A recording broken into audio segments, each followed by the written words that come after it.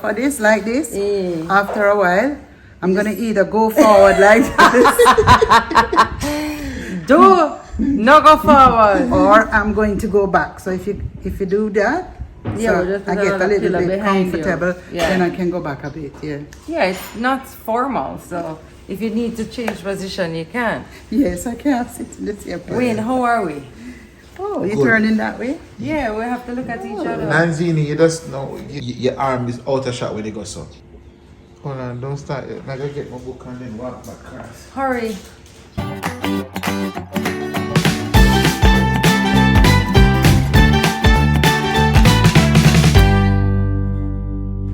Tacklers, I'm here with my mom. Welcome to Tami Tackles Everything.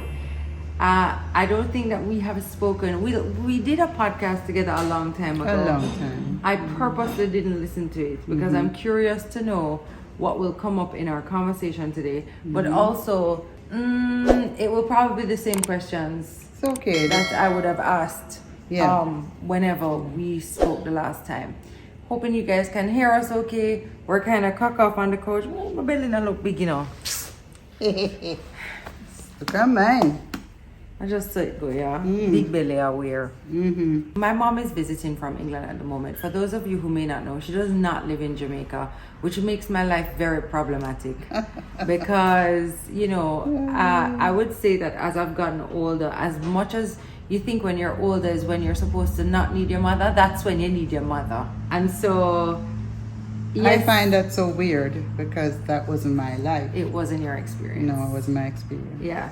I just think it's the type of mother that you were though. And that's really something that has been very, I think, very nice about my life and even Tessie's life, all of our siblings really. Even though we experienced a different version of you, because, you know, you became a mother at 19. Yeah. And then you had 5 children. So her first at 19 and her last at 34. Right. That's a massive gap. Yeah. So I find the gap between even me and Jackson and Ivy, me personally, so big. Yeah. So I can't imagine, you know. Yeah. There were reasons for that though, you know. Yes. Also, I'd probably would have had 10 children. That would be my first question. Did you Yeah. always want a big family? Yes. My dream when I was like going to high school, and my friends would say they want to be a doctor and they want to be a lawyer and all these other great things. And I used to say, I want to be a wife and mother. So even in my young age, I knew that's what I wanted to do. And I was given that opportunity through Richard, who said to me, you can stay home and look after the children, I don't mind. Wow. So, yeah. So you were a stay-at-home mom. Yes. Not without support. You had support as well. Lots of support. Lots of support. But you truly, what would I say? You really made it your job. Yeah, it was. But it didn't make it easy. It was. Meaning, even though she didn't quote unquote have to go to a job, Yeah. I think she picked the hardest job in the world. I certainly did. Not one I would pick for myself. I tried it, one time, and then I was like, no, sir. No. I know for me it is because it's hard. And your kids ranged in ages so much. Yes. So It was helpful that my first child was 13 when I had my me, yeah, number 4. Number 4. And therefore, she picked up a big part of the slack. Even with the boys, because she was 6 when I had the second child. So, yeah. Terry's like my mini mom. So when Terry got married, I was 5 years old. So it gives you an idea of the gap. And then when I moved to England, I lived with Terry for a little while. So Terry has always been, I feel like I've been very blessed to have, in many ways, 2 mummies, Yes, you know? that's so true. So it's been a really great gift. I think anybody out there who has children with a large age gap, they sometimes worry. But I constantly tell them the gap closes. The gap closes. It does, eventually. It does. My mom helped me a lot with my first child because I was still young enough to still want to go to parties, and Yes, I was in a band. So I wanted to do all those things, and my mom was there to help me with Terina. And of course, by the time I had Torin 5 years later, I was becoming more of a mom, a more mature person. And then I left and went to England to live, not knowing Taniel was, my second son, was cooking. Had no idea. How did it go back in the day? Because we're talking about over 40 years ago. So when you found, I used to take 1 million pregnancy tests. How did you know you were pregnant? What would happen? Like, tell me, like, what was the thing? Nausea. Meaning aside from a missed period, but I mean, Missed? I don't know if that would I be a was thing so for me. excited to move countries. It's the first time. Had no idea I'd missed any period, which is something I hate because it was always painful and you know those things. But nausea. When I felt that nausea, I knew because I had an 8-month-old. So it wasn't long between. I felt the nausea and I said, oh no, starting a new life in a new country.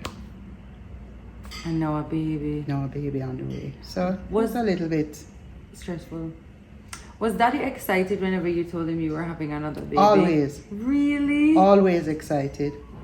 Always. I don't remember a time when he ever showed, oh no, or whatever. And remember, well, you don't know this, but Richard is self-employed. Yeah, he's an entrepreneur. He did everything. Yeah. Remember, I stayed home. Yeah. So each child you'd think he would say, oh no, another mouth to feed. Never. He Wow. just got more work, did more stuff, Yeah. and always provided. A wonderful provider. And protector. Protector. Yeah. Indeed, indeed. I'm glad you said that because when I announced I was pregnant, a lot of people were surprised at how happy Wayne was about me being pregnant. Right. And it dawned on me that, you know, there are some people in certain stages of their life that aren't happy about that. And certainly some fathers as well, which is okay because listen, it's not always news that you can wrap your mind around immediately. It doesn't mean that you're not going to love your child. It doesn't mean that, you know, X, Y, or Z. It's okay that we have a full human experience around sometimes things that may be surprising.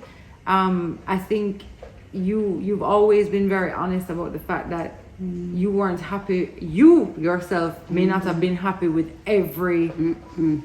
Yeah. No. It must have been times when you were like, this is too much. This is just, because, you know, sometimes you're just not expecting it. And even though you did your best to wait, sometimes that don't work, you know. And you're not expecting it, or you get really, really ill and you can't hard. pick your head up off the pillow for a long time. And yeah, it was really hard. But you have to wrap your head around it in the long run because it's a joy, as you all know, mothers. Yeah, and a pain, as you all know, mothers. Yes. I think, unfortunately now what happens a lot, and I have certainly added to that noise, is that pregnancy is so wonderful and so fun and so beautiful. That was my experience, Right. but I am well aware that it is not everybody's experience. I can't tell you how many women were in my DM sharing with me about how hard pregnancy was for them.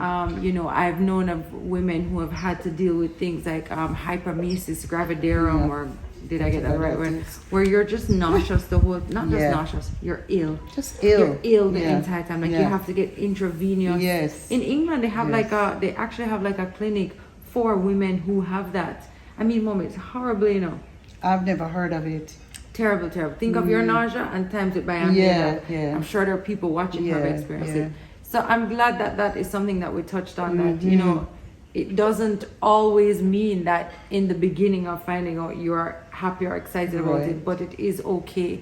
Now, if you see that that emotion isn't moving or resolving itself, it is important to talk to a family member. It's important to talk to a therapist if you can, somebody who can help to move you through what you're experiencing. Because something else you experienced was some postpartum depression. Which, of course, in my time, had no idea. Because it was a different time, you know. And you can go through your whole pregnancy feeling hopeful, glad, happy, and then trauma strikes, which what happened to me in my first pregnancy. I won't go into details, but trauma struck. And therefore, by the time you hold your little baby, it's like you hate the little thing, and you don't know why. Nobody explains to you like they do nowadays that you went through trauma, so therefore, you're not going to like. She didn't get to even see her baby No. for 5 days. No. She was 19 years old. She didn't see her baby for 5 days, and she almost died. Right. So So that's that a is whole trauma, lot, you know? And there was nobody there to say to you, Nobody. boy, you know, this is what's happening Nobody. mentally, emotionally. Nobody. Yeah. And you certainly didn't have Google. no Google.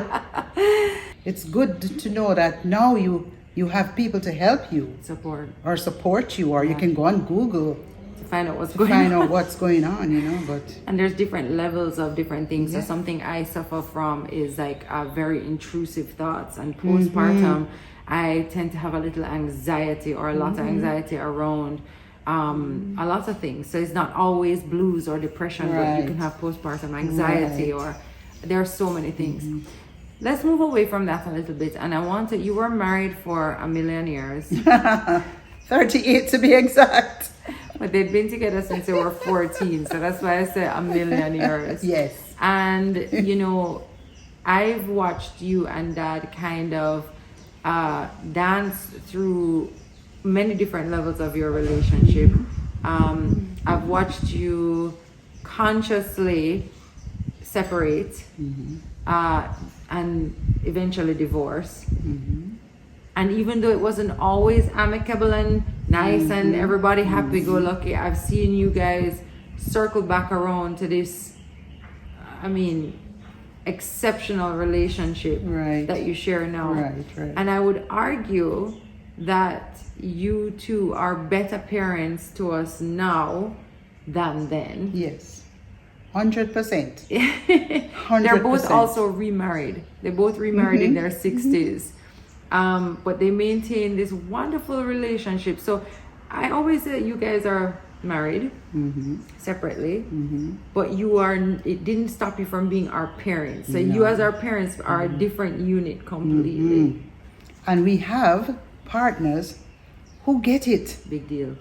So we don't get no flack from our partners at all, because they get it, you know, and that's a wonderful thing as well, to be able to have people again who will support you, even though they didn't know you through your marriage. So kudos to Heather and Terry for being, you know, the best supporters of Richard and I and our family. That bond will always be there. Agreed. I want to talk a little bit about something that you drilled into us as children. I shouldn't say as children, as teenagers, as we moved into relationships and as you saw us going into marriages. Something you always said to me was, this is how the hierarchy works. It is not look after my husband, then my children, then me. You always said the big mistake you made was that you didn't put yourself at the top of that list. Right. And you didn't know that wouldn't be selfish. Right. But it would in fact be you putting on your oxygen mask first so that you could tend to everybody else. Never knew that to Tami. And yes, I look back on the years I spent married to Dad, and I didn't put him anywhere. He was left behind totally. And it was just the children, and the pieces I stole for myself was full of guilt. I wish I didn't do that, because I see my kids doing that, and I don't know how to correct it now. Is it just normal? Like, is it just a think part of life so. that we have to experience this tremendous think so, guilt? but I guess so. I don't, even though I will tell them it's okay to feel that way, but not necessary. They have to go through it. It's as if they just have to go through it. So I still wish I could save them from a lot of what I experienced, but I'm wise enough, not wise, but mature enough to know that I can't. They just have to go through it and just be here for them. Yeah. You are very wise. You said that you didn't, this is very good information for anybody watching and for me. You said you didn't put daddy anywhere on the list. No. What does that mean? Like, because you felt like, what was it that you just filled up your days with the children, or Yes, you with- kind of expected that to take care of itself, or how does that work? I didn't even think about it. I mean, we've been together a long time and we take each other for granted. And the children, the whole... Wayne, you're wicked. I'm gonna take you off of my list. Yeah, Marshall. I'm taking you off of my list. The children, the home, you know, taking them to school and back, and your life gets busy till even you don't even remember you exist. Yes. Much less a husband? No. And then you don't have any type of idea of what that looks like meaning yes, okay, what, it's not just sharing out to dinner, or making sure that the whatever, it's literally like this time, quality time spent together. Yes. It's understanding what the other person needs. It's Right, connecting, right. and those are the things that wither away when you don't pay attention to it, because we're on daddy's list. How high up do you think you were? Well, Not according to him, according to you. I was just going to say, according to Daddy, I was number one. I was his little porcelain doll. I was his beauty. I was everything. So I cannot fault him. I don't know. We didn't get the love language things right. Yeah. So putting it that way, I felt very neglected. Can we talk a little bit about love languages so people can know? Yeah. So love languages, there are 5 love languages according to a very popular book. Oh, yes. Gosh, I'm going to put it in the screen. But basically, it says that we all have 5 different love languages, some more dominant than others. I think they're quality time, gift giving or receiving, physical touch, acts of service, and words of affirmation. Good. And we all are on this, like you have a dominant one and then it goes on. So for me, I always say, for me, it's acts of service. If you want me to feel like you love me, you're going to have to take out the garbage. You're going to have to sort out the doctor visit. It's an act of service for me, along with other things. I like words of affirmation. I like quality time, physical touch, and it goes down. And what happens, this is how you know your love language. Whatever you do is probably what you want. So I will do everything for everybody. If anything you want, I'm gonna do it, because I feel like my action is going to say I love you. Yes. But that doesn't work if Wayne's love language is words of affirmation. I could do. If I don't look at him and say, boy, honey, X, Y, and Z, and I appreciate you and thank you for this and well done on that, or man, I love when you do that, he'll never hear me. True. So what do you think your love language is? Oh, I know now. Words of affirmation. Physical Well done, touch. I'm so proud of you. Oh gosh, I love that. Kiss. Yes, I love it. And affection, touch. Physical touch. Physical touch. Not doing things for me that just don't come anywhere. And you are aware of what your husband's love language is, which is so important as Yes, well. now. Yeah. Because we can talk about it. It's a second marriage. Yes. You don't make all the mistakes them you need to make, Yes. You can't do that with the second marriage. You have to try and learn Yeah. and see where you went wrong, Is that the biggest difference between your first and your second marriage? There's a huge difference. A huge difference, because Terry shows love by doing things. Acts of service. Until one day actually said to him, this isn't working for me. I said, I've had people doing things for me all my life. This don't work. So I had to actually tell him what my love language was. Yeah, because once we know it, then we can. And he told me what his was. And the big caveat with love languages is that it's just a guide.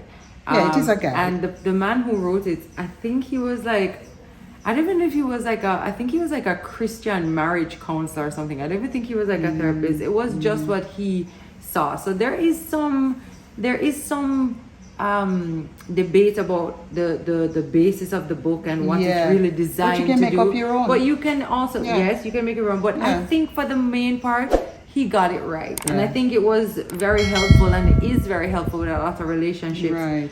Because it extends beyond just your marriage. You know, it can go to your children as well. Didn't he write Men Are From? No, that was a different one. Yeah. That was a good one too. Yes, our bookshelves as kids were covered in mommy's self-help books. And the odd Mills and Boone. Meals and Bones. Ooh. Yeah. How that worked though is that years would pass by and I would have found like a suitcase after she'd moved back to England full of books that I wanted to read. Can you imagine? Things like Simple Abundance, A Course in Miracles, Men Are From Mars, Women Are From Venus. I mean, literally, like the list goes on. So I never dreamt that my children would grow up to read my books. You know? I still have a lot of them. I can't believe it. And of course, I moved on to other books and stuff. Yes, you know? yes. It's a starting point. Yes. Isn't it? So you are getting a front row seat into watching all 5 of your children become parents, become wives, husbands, parents, divorce, still together, the whole lot.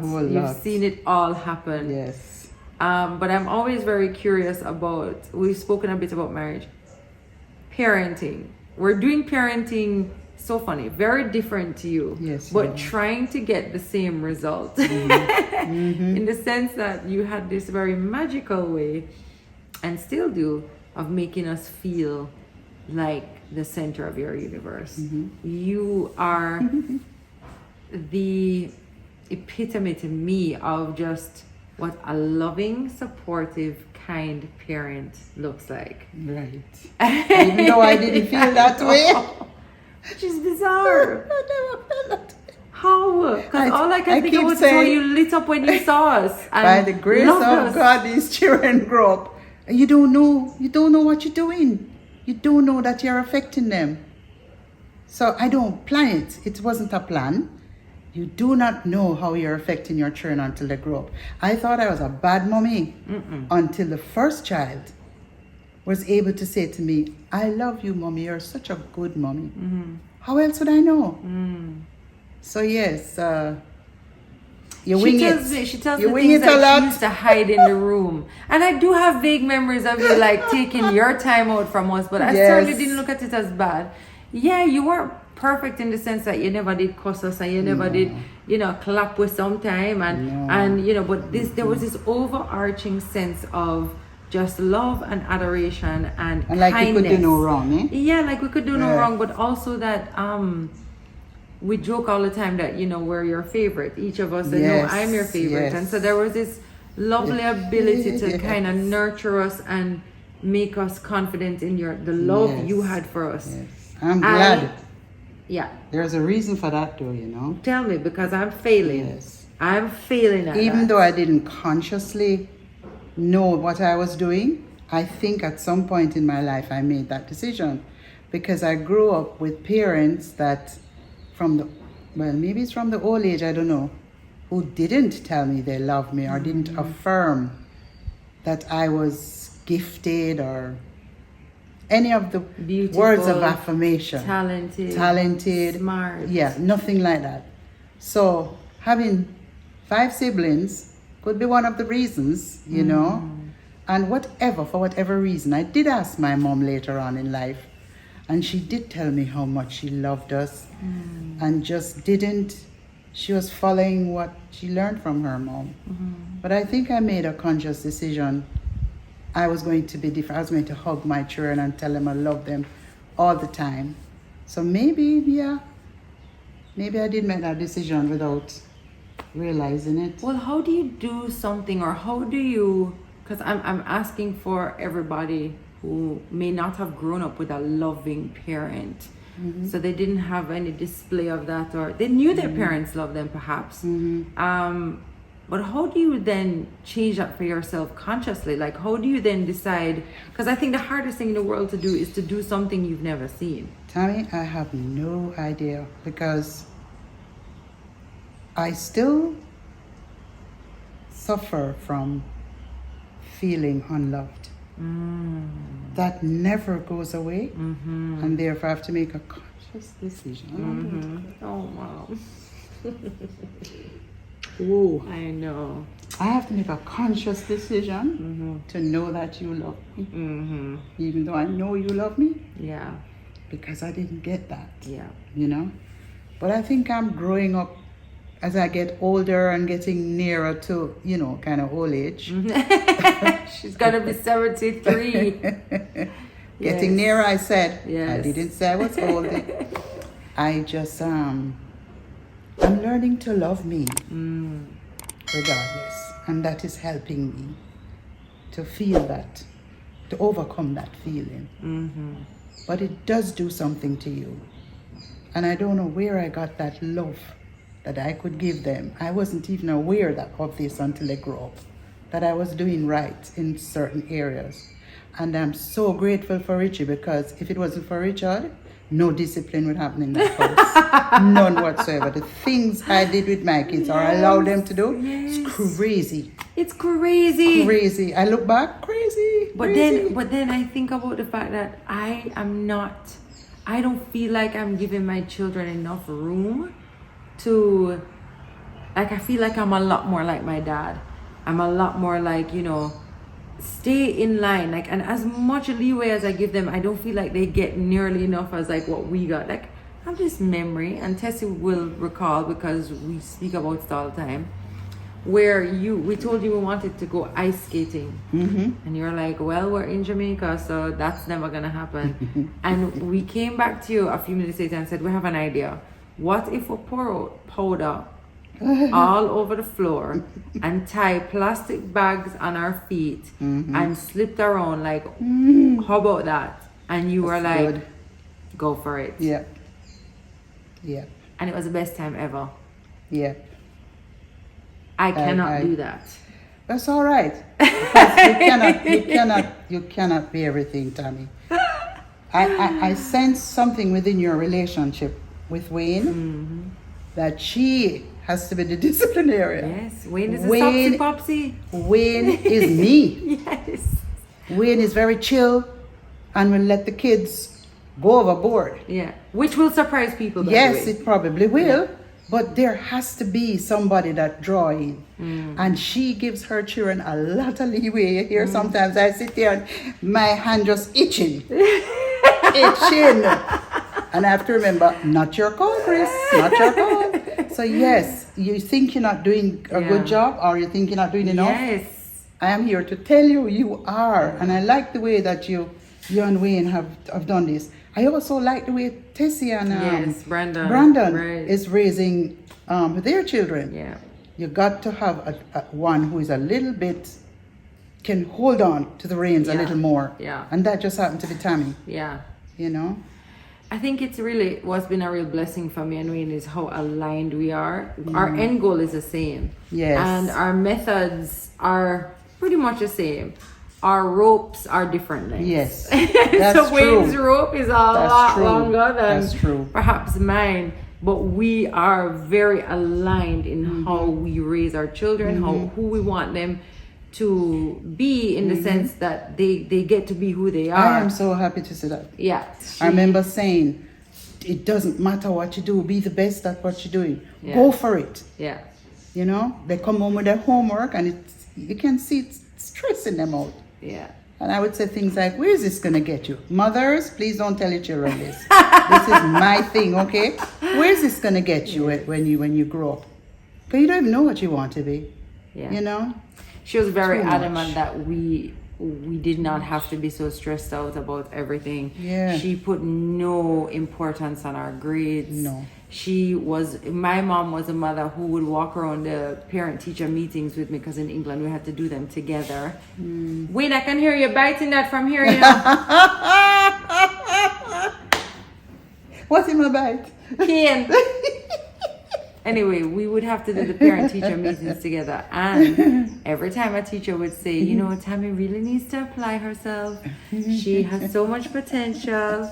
Mommy would be like, but isn't she lovely? Isn't she the funniest person you've ever met? Like, she put so much in emphasis on who we were, not what we were achieving. Right. Which used to annoy me, by the way, because I'd be like, shut up. Stop telling this teacher how much you're a fan of mine. Like, she's telling you I need to do better in school. Oh, no. And her whole thing was, you know, that was going to get you far and only so far, and we'd figure it out. But it was far more important to be a person of integrity, far more important to, you know, navigate life through who we were and not necessarily what we had achieved. You're going to become. Yeah, exactly. Because most people don't know what they're going to become. I'm still looking to become something. So most people don't really know until they, you know, you get to a certain, and it changes. Yeah. And becoming, for a lot of people, you know, they want it to be this big grand expose. I have become this, and that's but fine. the truth is that for most of us, becoming really is about just being who we are, allowing ourselves to become who we are. And I must remind you that this is our way. Yes. Because your other people's way is to give their children a good education, make sure they learn. Nothing and I wrong have with nothing to say but great. Yeah. This was my way. Whether wrong or right, it was just my way. So yes. And it's certainly something, so because of my experiences, Mom, I am a little bit more like, guys, you know, we have to get on top of our schoolwork. Like, I try to be the parent who supports them in that, because I felt so lost sometimes not having the parents who would come and do the work with me. Truth is, we didn't know how to do the work. I don't know either. Trust me, I see the work and I'm like, hey.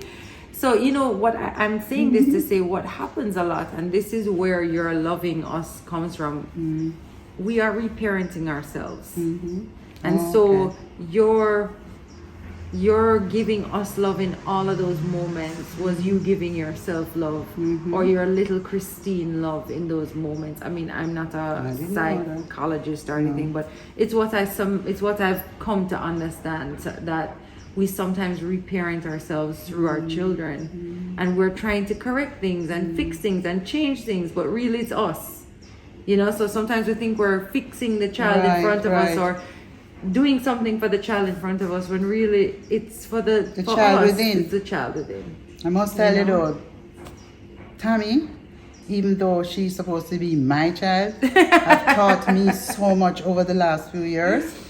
It's amazing. Well, I learned from the best. No, I never know them things. Sorry. But it makes sense, because like even with the kids, and me saying I'm showing up for them in their schoolwork, that's for me. You know what I mean? It's not really because that's what they necessarily need. Like, and this is what I mean about you have to parent the child in front of you, not the one that you want. But similarly, you have to be careful that you're not really showing up for yourself through their experience. So in other words, I could be showing up for Atlas, like, I'm going to help you the homework, but what Atlas really needs is not for me to help him with his homework, but to stop and to play with him. Oh, but because the little girl in me wants someone to come and help me with my homework, I'm going to give you that. That kind of deep. It is deep. As opposed to realizing that my son needs me to connect with him differently, and somebody else should do homework. From she born, she deep. I never forget that. I probably just when she was presented to me, because I had a cesarean, so I was out. It's not like nowadays. And they present this little bundle to me, and she looked me straight in the eyes with the biggest eyes I've ever seen. Because remember, no, I have Chinese children, so their eyes don't open till a little way after. Not this one. And she looked me straight in the eyes as if to say, I'm here. And it's never stopped. Never stopped. So it's just interesting to know, you know, this is how it works sometimes. And like I said, I'm not a professional giving any advice. It's just been my experience and what I have noticed. Yes, it's just our experience. Sometimes it just gives you some awareness to be like, is that what may be happening? You know, that you can look into it a little deeper. And by the way, Ivy looks just like her. Thank you. When she was born and when she was growing up. Tell them that's my nose. Of course, a little sprinkling of Wayne. Everybody thinks it's Wayne's nose. No, it's Tami. If I show you pictures of myself. Tami, yes. Same eyes, everything. Even the little eye that the strap is in, Yes, the little lazy yes, eye. yes. Same thing. You and I could talk for a million years. And the truth is that one podcast. I do that too. Podcast is certainly not enough. But hopefully it will, you know, kind of hold as a place marker till we speak again. I always find these conversations with you very insightful because we kind of get to go back, we kind of get to go forward. It's always lovely sitting down and speaking with you.